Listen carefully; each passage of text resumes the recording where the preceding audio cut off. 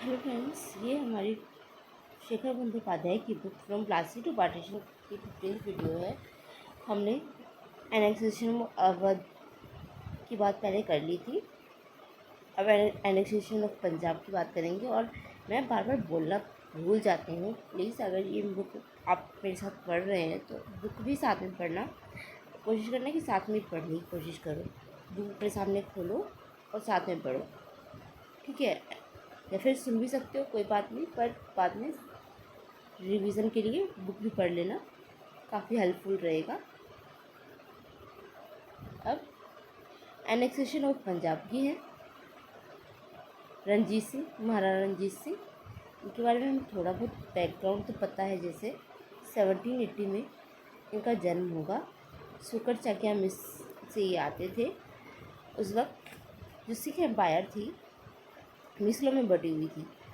तो जब ये आते हैं तो ये मिस है ना, सबको एक करते हैं। सिर्फ 15 साल की उम्र में, 1795 से 98 में इनकी उम्र 15 से 18 साल की रही होगी।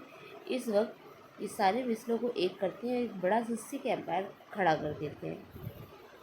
तो बहुत ही ज़्यादा करिज्मेटिक पर्सनैलिटी थे राजा रणजीत सिंह।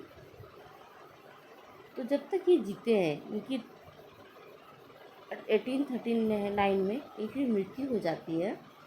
लेकिन जब तक ये जीवित रहते हैं, किसी की मजाल नहीं होती इनकी टेरिटरी को पे झाँकने की। तो बहुत ज़्यादा पावरफुल रहते हैं और सोवरन रहते हैं अपनी टेरिटरी के अंदर। पर 1839 में जैसे ही इनकी मृत्यु होगी तो पंजाब में पॉलिटिकल इंस्टेबिलिटी आएगी, जिसका एक सबसे बड़ा रीज़न निकल के आएगा कि वहाँ पे कोई सक्सेशन हो रही थी, कॉन्स्पिरेसी हो रही थी, गद्दी के लिए लड़ाइयाँ हो रही थी, जिसकी वजह से वो इंटरनली काफ़ी वीक हो जाएंगे। अब कैसी भी लड़ाइयाँ देखते हैं। जैसे रणजीत सिंह 1839 में इनकी मृत्यु हो जाती है, तो इनका बेटा खड़क सिंह गद्दी पर बैठेंगे और इनके वज़ीर होंगे राजा ध्यान सिंह, डोगरा वज़ीर। अब पहले तो चीज़ें बहुत अच्छी चलेंगी, पर जो ये डोगरा चीफ है ना, ध्यान सिंह, ये बहुत पावरफुल होते हैं। ये महाराजा वगैरह ये कुछ चलने वाले देते नहीं है। तो खड़क सिंह है ना, इनके पर काटेंगे। खड़क सिंह इनके पर काटेंगे तो ये राजा ध्यान सिंह है ना, रिटेलिएट करेंगे। क्योंकि खड़क सिंह ना जितने भी डोगरा एंटी डोगरा फैक्शन से थे ना, उनके साथ सांठगांठ करना शुरू कर देते हैं। तो ये राजा ध्यान सिंह को पसंद नहीं आएगी। तो ये नव निहाल सिंह, जो खड़क सिंह के बेटे हैं, ये नव निहाल सिंह के साथ एक अलाइंस कर लेंगे, जिसमें कहेंगे कि आपको महाराजा बना देंगे। पर अचानक से खड़क सिंह जी की हो जाती है 1840 में मृत्यु। और जब इनके फ्यूनरल से नव निहाल सिंह जा रहे होते तो इनकी भी मृत्यु हो जाएगी, ठीक है? तो गद्दी के 2 दावेदार एलिमिनेट हो गए। फिर खड़क सिंह की जो विडो थी महारानी चांद को, वो कहेंगी कि नव निहाल की वाइफ जो उस वक्त प्रेग्नेंट थी, उनके अनबोर्न चाइल्ड को वहाँ का महाराजा बना दिया जाए। तो एक तो गद्दी की ये दावेदार हो गए और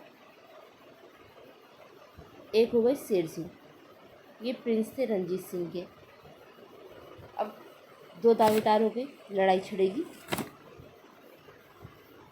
तो एक जो डोगरा है ना, राजा ध्यान सिंह, ये सपोर्ट करेंगे शेर सिंह को। और ये जो अनबोर्न चाइल्ड का क्लेम है महारानी चांद को, जिसको सपोर्ट कर रही थी, इनको सपोर्ट मिलेगा सिंधिया वाला का। ये सिंधिया वालियाँ हैं। और एक तरफ होगा डोगरा वजीर राजा ध्यान सिंह। तो इसमें जो है शेर सिंह जीत जाएंगे। शेर सिंह जी जीत गए, महाराजा बन गए।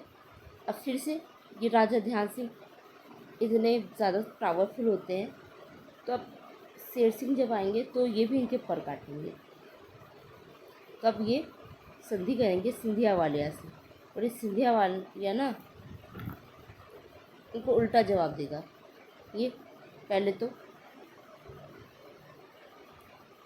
ये शेर सिंह है, इसको मार देगा। ये राजा ध्यान सिंह को मार देगा। और शेर सिंह का बेटा था, ये उसको भी मार देगा। ठीक है, इसे तीनों को मार दिया। पर अब बचा कौन? ये राजा ध्यान सिंह का बेटा राजा हीरा सिंह। अब ये राजा हीरा सिंह है ना, ये सिंधिया वालिया को मार देगा। ठीक है, ये राजा हीरा सिंह डोगरा था ना, इसको आर्मी का बहुत सपोर्ट रहता है उसमें। और थोड़ा कुछ बैकग्राउंड देखें तो उस वक्त जो खालसा हुआ करती थी वो काफ़ी ग्रो कर रही थी। वो पूरा पूरा पॉलिटिकल कंट्रोल जो था ना वो अपने हाथों में लेना चाह रही थी। और जो शेर सिंह है, जो अपनी आर्मी को ना पंचायत या फिर कह सकते हैं रेजिमेंटल कमिटीज़ में डिवाइड कर देता है, जो का डायरेक्ट एक्सेस होता है महाराजा के पास। ठीक है, तो एक इसका बैकग्राउंड है। तो इस वक्त की चीज़ें ना बहुत अलग तरीके से फंक्शन करेंगी। जैसे खालसा बहुत ज़्यादा पॉलिटिकल कंट्रोल गेन करने की कोशिश करेगी, और ये पंचायत से ना रेजिमेंटल कमेटीज़ ये बार बार कंसेशन ग्रांट्स वगैरह की बात करेंगी कि हमें पैसा चाहिए, हमें पैसा दो। तो ये चीज़ें और चलती रहेंगी बैकग्राउंड में। फिर उनकी हीरा सिंह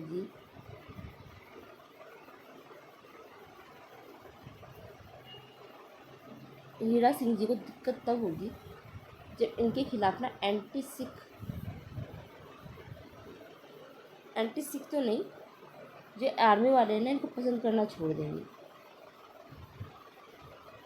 तो बाद में इनको भी मार दिया जाएगा। उससे पहले देख लेते हैं दलीप सिंह 5 साल के थे उस वक्त। ये रणजीत सिंह के बेटे थे।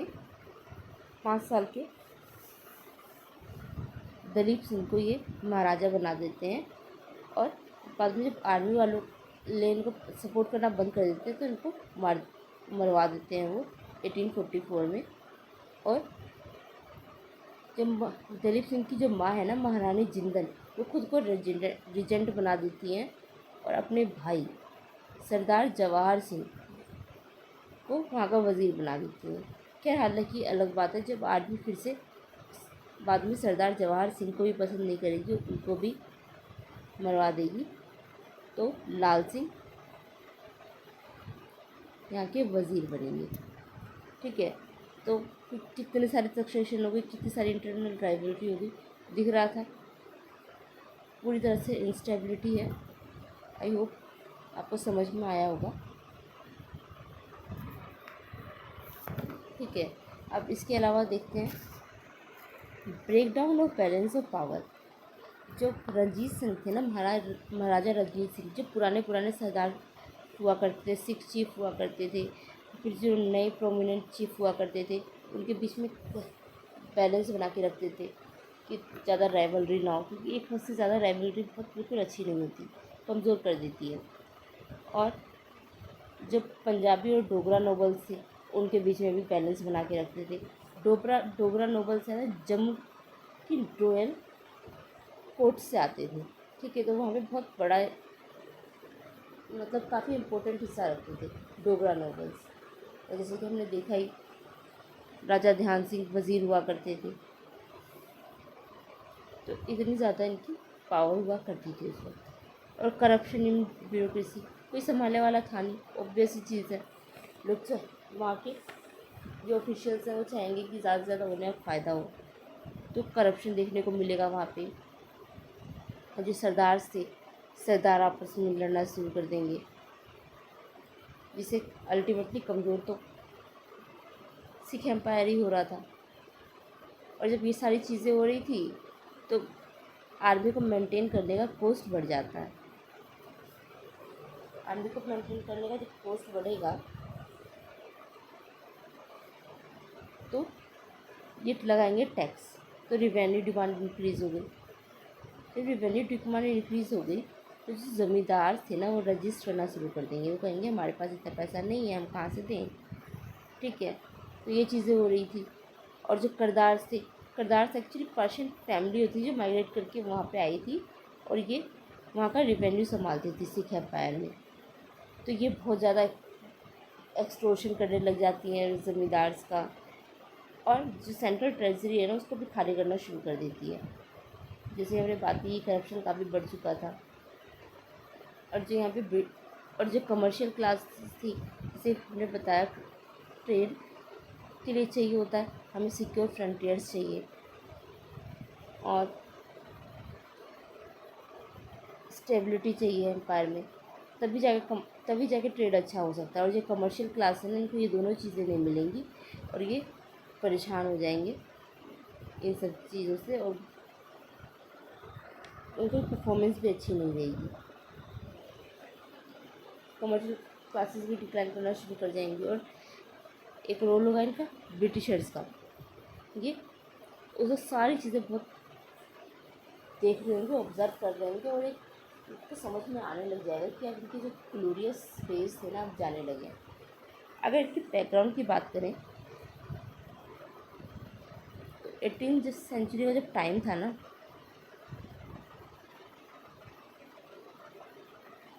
जब 18वीं सेंचुरी का टाइम था तो जो ब्रिटिशर्स थे ना, सिख एम्पायर को बफर स्टेट बना के रखना चाहते थे।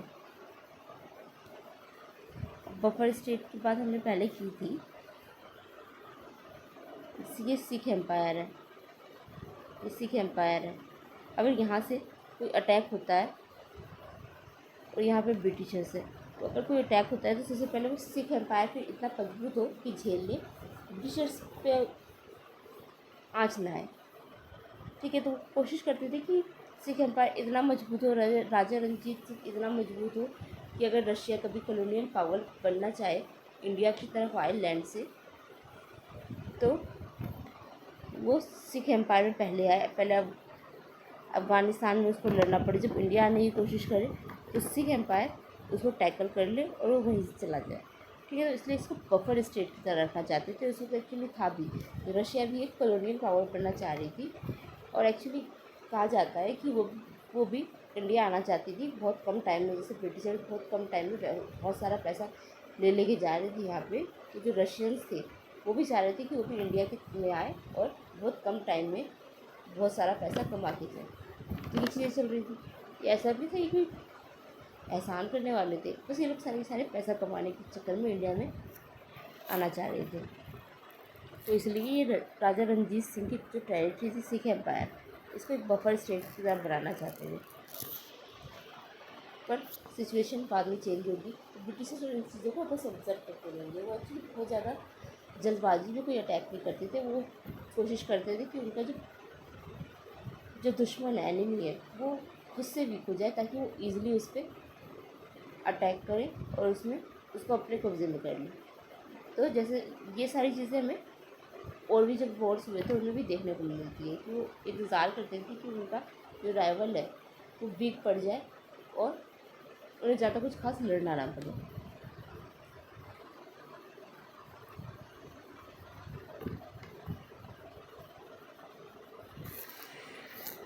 फिर जब ये सारी चीज़ें हो रही थी तब ये भी देखने को मिलेगा, जैसे खालसा आर्मी की हमने बात की, तो खालसा आर्मी एक तरह से एक्सपेरिमेंट कर रही थी डेमोक्रेटिक रिपब्लिकज़म का। डेमोक्रेटिक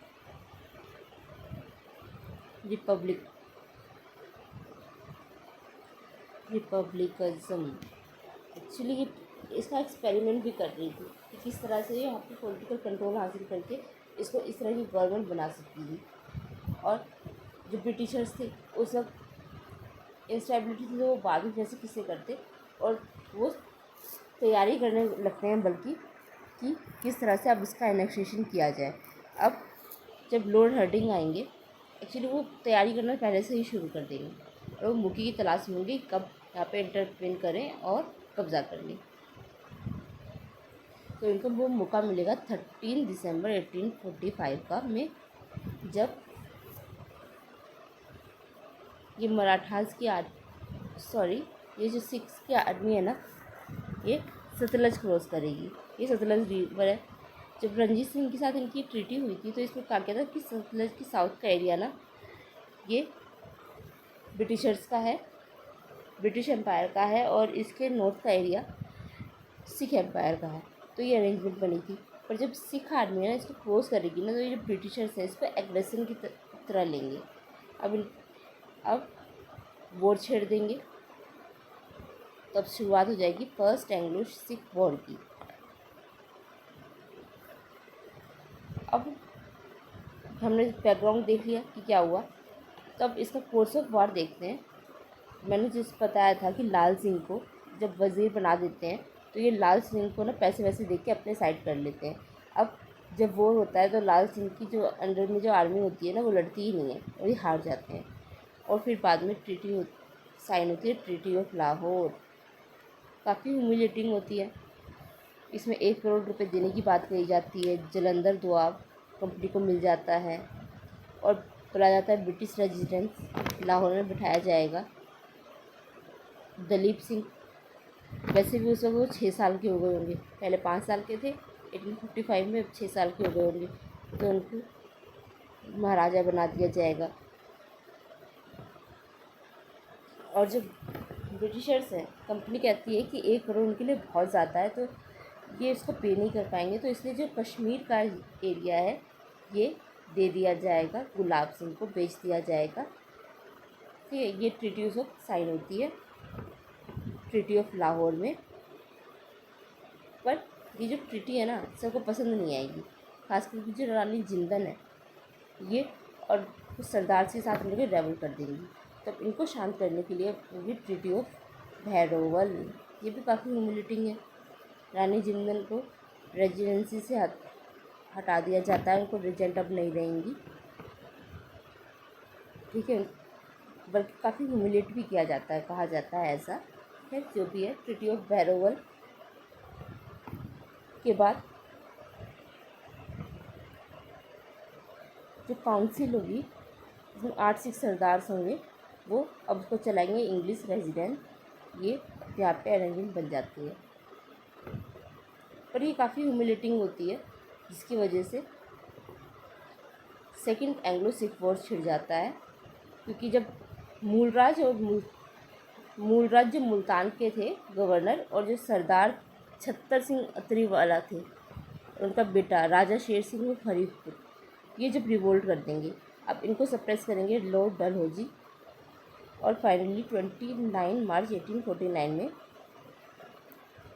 इनकी भी पावर क्रश हो जाएगी। क्योंकि एक्चुअली ये भी पहले तो ये हराएंगे, पर ऑब्वियस था उस वक्त 1849 का टाइम चल रहा था जब पूरा ऑलमोस्ट इंडिया का काफ़ी बड़ा हिस्सा, कहा जाता है 60% तक हिस्सा ये इन ब्रिटिशर्स के पास था, कंपनी के पास था।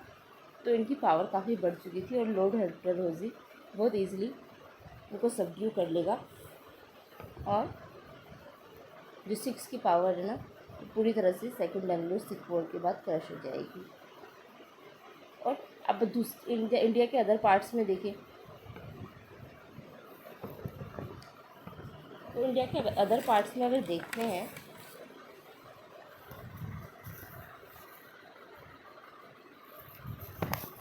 तो एक बहुत बड़ा हिस्सा होता है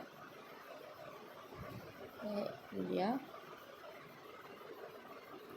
तो इंडिया के बड़े हिस्से में ब्रिटिशर्स का कंट्रोल आ जाता है, और जिसकी वजह में ये आर्गूमेंट देते हैं कि ये इंपीरियल एक्सपेंशन क्यों कर रहे हैं। तो इसका एक आर्गूमेंट दिया जाता है the security of the empire. ठीक है, अब इसका क्या मतलब था देखिए, जैसे कि ये ब्रिटिश की टेरिटरी है, इन्होंने इतना कब्ज़ा किया, इंडिया की एक टेरिटरी इतना कब्ज़ा किया, यहाँ पे ये कहेंगे कि जो इनका एरिया है वो काफ़ी सिक्योर है और जिसके आसपास के एरिया वो काफ़ी अनस्टेबल है, यहाँ पे पॉलिटिकल इंस्टेबिलिटी वगैरह है। अब अपने इस एम्पायर को सिक्योर करने के लिए अब इन्हें जो ये वाला जहाँ पे इंस्टेबिलिटी है इसको सब्जुगेट करना पड़ेगा। तो अब ये इसको भी एनेक्स कर लेंगे, इतना एरिया और एनेक्स हो गया। तो अब जो इनकी सिक्योरिटी थी ना वो बढ़ जाएगी। पहले यहाँ तक ये सिक्योर थे, अब थोड़ा आगे तक सिक्योर हो गए, क्योंकि अब यहाँ से जो आने वाला जो डेंजर था ना, यहाँ से जो आने वाला डेंजर था वो अब चला गया। तो इस तरह से आर्ग्यूमेंट देते हैं कि अपने एम्पायर की सिक्योरिटी के लिए ये इम्पीरियल एक्सपेंशन कर रहे थे।